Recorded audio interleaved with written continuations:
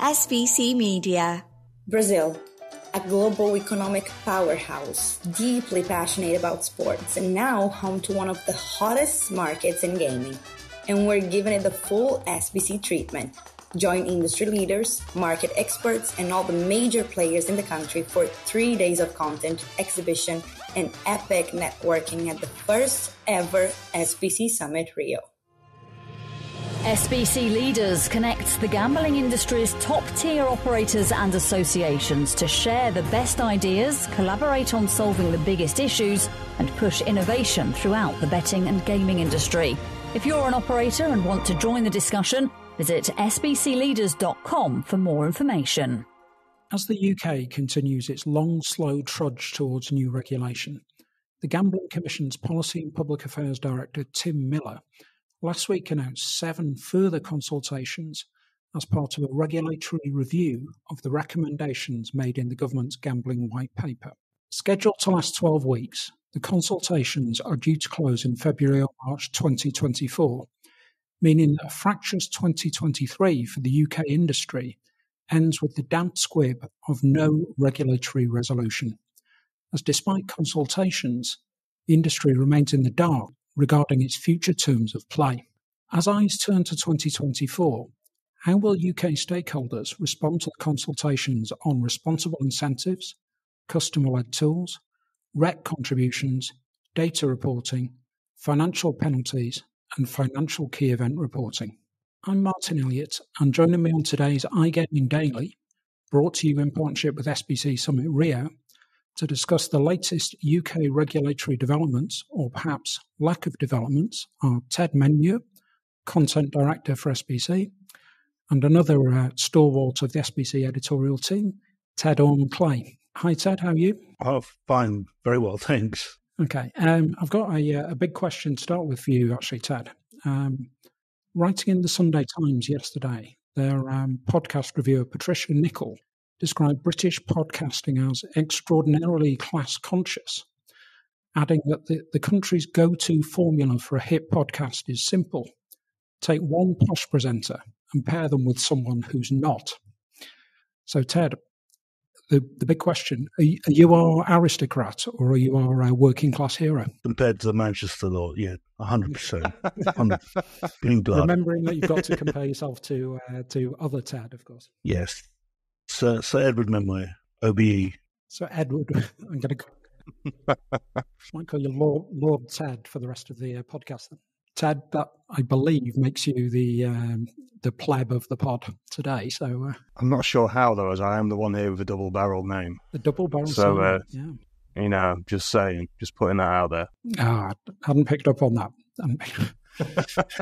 Yeah, it's odd how sitting someone next to you in the office, I haven't noticed your poshness coming through at all, Ted. So perhaps we should leave our social standing, or rather our combined lack of social standing behind us, and get on to the topic in hand. So perhaps, Ted, the slightly posher London Ted, if you could just kick us off really with your reaction to the announcement of further consultations, and also perhaps what's the industry reaction been to that? Okay. Last Thursday, Tim Miller, the Executive Policy Director of the UK Gambling Commission, announced that the Commission would start its next 7 consultations, and these would be on reviewing socially responsible incentives, customer-led tools for protection, transparency on consumer funds, the annual financial contribution to RET projects, regulatory reporting on regulatory data, financial penalties, and financial key event reporting for the industry. So I think we're getting to kind of the more technical level of the consultations, what they imply, and from an industry reaction, I think everyone's trying to gauge in which direction the Gambling Commission is going to go and how its policies are going to reflect on the value chain of gaming, what needs to change, and what they need to adapt to. This is coming at a particular time when, as Q3 results prove, when it comes to the UK, it really is a game of who can adapt quickly to the regulation and the bottom line costs that proceed with that. So it's as expected. The industry reaction is, where is the industry kind of leveraging towards? What are the costs implied, and how do we kind of second guess what the UKGC is going to come out with and adapt to that? Okay, what was your response to this latest step, Ted? As Lord Ted, I should say, if we're going to stick with that one, as Lord Ted has said, it's not particularly surprising. Obviously, when the Gambling Act Review white paper was first published back in April, they said there are going to be several consultations on this. The first sort of 2 rounds of those have been have ticked over, and they focused on some of the more broader and wide-ranging areas of the review: the finance risk checks, the RET levy, customer choice on marketing, safe slot design, and stuff like that. And now, it's getting into some of the more finer details and sort of the trickier details of the review. This coming as another round is just not all surprising, I think, because when, back on that day in April when it came out, we all had a look over the review and saw how much information was in there, how many proposals there were in there. So, it's just yet another continuation of that. Although the UKGC has been maintaining throughout this sort of process, and as DCMS, that consultations are progressing well. I'd just say from my standpoint and just from some of the operators I've spoken to, I think the main thing they are concerned about, that they've been concerned about for the sort of 2-year process of the review, is just making sure that any changes that come into place don't impact the customer journey in any sort of negative way. Okay, I mean, the consultations themselves are, you could paint them as quite a positive development, because there's a lot in the white paper which is quite vague, and there's every chance without further research that you're going to bring in regulation which has unforeseen consequences. So you would hope this process is sort of in-depth enough to avoid that happening. So perhaps, Ted, could you just have a look, tell me which of these new consultations do you think are going to be the most difficult, and where do you think they might provide the most sort of conflicting feedback and interpretation of the recommendations? Look, from my standpoint, the one that's been picked up is responsible incentives bonusing, but at the same time, I think that is more kind of geared towards the casino segment of gaming. We've kind of seen kind of proprietary in bonuses for sportsbooks, but I think that's mostly going to focus on casino incentives. Then RED contributions, we always knew that's going to be that's going to be an important element of how they're going to apply a fair framework, and the framework that's representative of all licensed operators, not just the PLCs, but your mid-tiers and your smaller size enterprises. And then on the rest, it really, I think this is what the leadership teams will be looking at, will be the quantity of kind of data reporting, and how much resources they're going to have to develop towards keeping up with the commission on what they need for financial key reporting and reporting on player engagement. The final one, and I think this is probably going to be the most controversial bit, will probably be financial penalties and how they apply to the gaming industry. What is fair? What is representative of the actual fine? And also how the fines are settled. So it's I mean, as mentioned, this is going to be the most technical part of the consultation phase for the UKGC. So real illustration when we get into this part of it, just how difficult the job of the Gambling Commission is in getting this regulation right. What about you, Ted? Where do you think the big bones of contention are going to emerge? Yeah, it's an interesting point Ted's just made about the financial penalty sort of side of things. Obviously, this has been quite a headline-grabbing, quite an attention-grabbing sort of area of industry news that we've seen over the past year. We've seen some huge, record-breaking penalties handed out some operators for failing on licensing duties. Because this could be controversial for sort of two reasons, in that people who are advocating for greater reform of gambling and greater accountability for the operators might want penalties to be made more stringent for the Commission to take it even more seriously. But I guess there might be some in the industry who might not be too happy with the prospect of getting charged significant sums of money for what are often sort of legacy license failures. If you look at some of the examples from a couple of years ago, when companies are under different management or even under completely different structures. So I think that's one that has quite a lot of potential to be, as Ted said, controversial. But then a lot of as we said earlier, these consultations are getting into it, all going into the finer details of things, which are going to require a lot more sort of ironing out and a lot more quite more thorough analysis. So have the potential to be a lot trickier to overcome than some of the earlier, broader, more wide-ranging consultations that we mentioned. If we drill down on kind of the technical elements, I mean, one of the things that I think people are quite aware of is whether kind of financial penalties become a point of become regulation in themselves, i.e. that the UKGC could inflate penalties to get rid of certain operators that they don't want in the market, right, or a certain size of operator. And there's also a lot of concerns there with how would they be applied to your white labels, your smaller enterprises, your startups.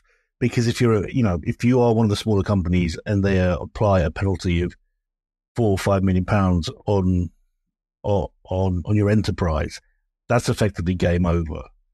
And I think that's going to get a lot of reaction from the industry in how they apply kind of a just framework for financial penalties. Yeah, that's a good point. Well, two good points, one each from you there, really. I think, Ted, in terms of the time it takes for some of these penalty or settlements, penalties, fines, however you want to term that, to come through, and the fact that the company has probably dealt with those issues 2 years previously, it's quite frustrating in terms of reputational damage for some of those businesses and so on. And the second one, you're right, Ted, about the size of the fines and how that affects the different sizes of operators. So it'd be interesting to know if they're thinking along the lines of perhaps something turnover based for the fine scale to calculate it as a percentage rather than just hitting a small operator with something that puts them out of business or at least incentivizes them to leave the market. But just moving on then, what sort of feedback have we had from, as we said, this is the second set of consultations. What sort of feedback have you seen from the first set, Ted? Well, I mean, so lately I've spoken with Kindred as one example, who were kind enough to spend a good part of an afternoon talking to me about their sort of experience of and views on the consultation so far. Sort of covered a couple of the main some of the main sort of key talking points, I guess, less of these sort of tricky details we've gone into here, but more of the broader ones. Finance risk checks. Start with them. There's just there's a viewpoint that, and this is something that's been emphasised by a lot of operators throughout the review as it is, but there's quite a strong view that these need to be obviously frictionless. They need to not interfere with the customer journey.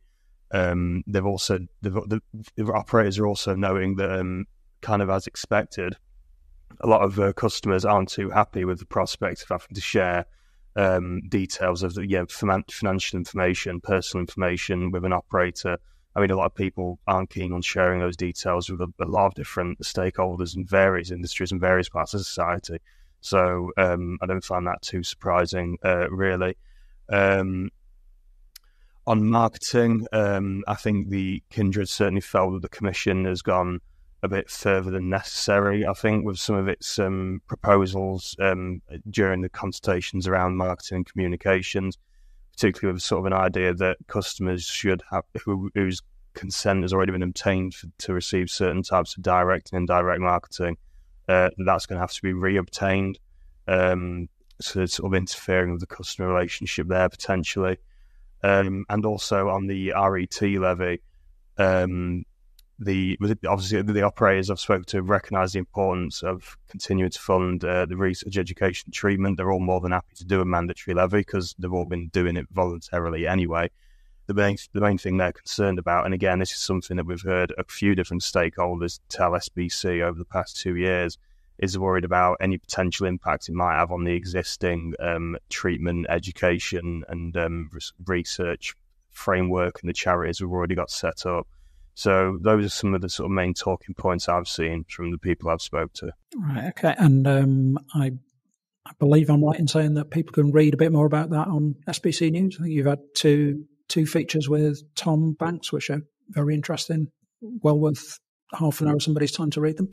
Yeah, you can find those on SBC News, to do a bit of a shilling of my work there, That's nice. I don't often promote people's work when I present this. I always forget to do it, but there we go. So coming to you, Ted, now, we've got these consultations, the second round and so on. How much do they actually matter, do you think? Do you think the regulator's already made its mind up on a lot of these issues? You tell me. I think, look, in 2023, I think what every UK gambling company has understood is the process of getting towards the regulatory settlement and the reality. And it's not just, here's the gambling review, live with that, which actually I think a lot of people would have just accepted. It's the process of the gambling review has to be reviewed. It has to be kind of verified. And it's a lot of due diligence. And it's a lot of checking by the government. Is this watertight? Could this proceed into law? And that's where we are, and that's where we're stuck. And I think that as we progress into 2024, the question is, where does the final bill come out? I mean, in what form? And how does it dictate the terms of play for the industry? And that is kind of what people want to find out, but it's also what we are kind of unaware about. And UK gambling as such is in a state of limbo. In terms of, does it matter? Now, I think if it's still, the picture is, we don't know what type of gambling sector the UK government wants. And we don't know what rules it wants to apply to kind of get there, and how it wants to kind of restrict the market or its operators to say, look, these are the boundaries in which you must play. And it is quite draining to a certain point. I'm not sure if we're going to get there in Q1. I still think that there will be another review within these consultations until we get kind of a settlement of like, these are final definitive terms for how gaming should be operated in the UK. Okay. Do you fear it might get delayed further if it gets kicked far enough down the line that we're into general election territory then? Or? Yeah, I think there's definitely potential for that. This is, again, something that we've referenced several times on this podcast about just this giant elephant in the room that is the potential for there to be a UK general election next year. You know, it's looking extremely likely because, I think the government have until late January 2025 to call one, so that pretty much means it's going to be in 2024, which will then obviously put a pause on any sort of legislative developments, any regulatory developments that the government are working on until they're either re-elected or a new government gets elected. And in the midst of all that, as Ted mentioned, this is obviously quite a significant process of seeing what the UKGC and the DCMS can get written into law. There's also, and whilst also sort of factoring in, if they are, any opinions operators might have, charities might have, reform advocates might have, different MPs are going to have. So, yeah, it's hard to say really, but yeah, an election will definitely interfere with that. Look, at the same time, I would argue that the UKGC is doing its job in what it's undertaking, and it is referencing opinion. It is carrying out diligence over its consultation. It's executing what it's being asked to do by the government, but it's what it's been put. It's the whole project within itself. They wanted a very, very high technical demand and technically compliant gambling review to take place, and that comes with consequences. And one of these is that, can they even implement can they even implement the laws that in which they want to place?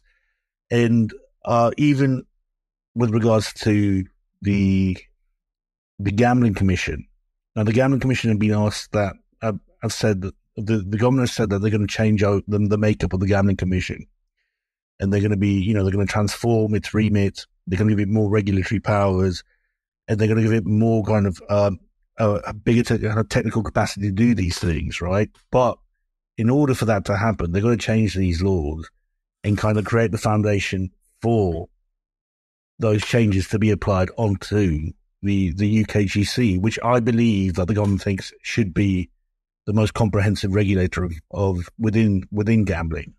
It's whether they can get there, whether they can get there, and whether the government is just asking too much of an industry.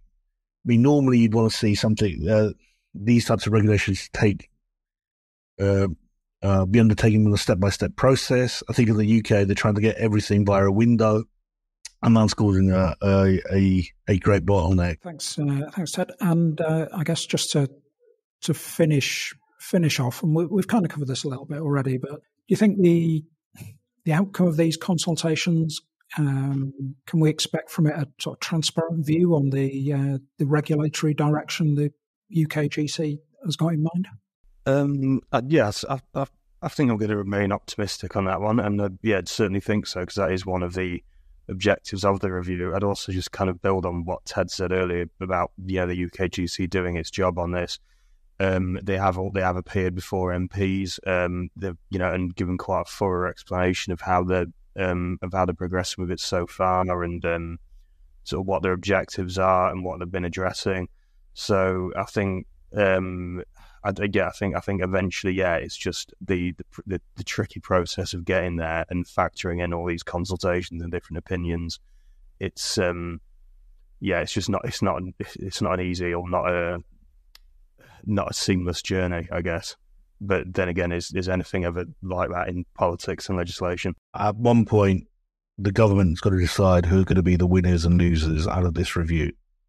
And I think 2024, hopefully in the first half, that will be the transparency that we need, where the feedback they get from the consultations, you have a government that's now ready to make those tough decisions.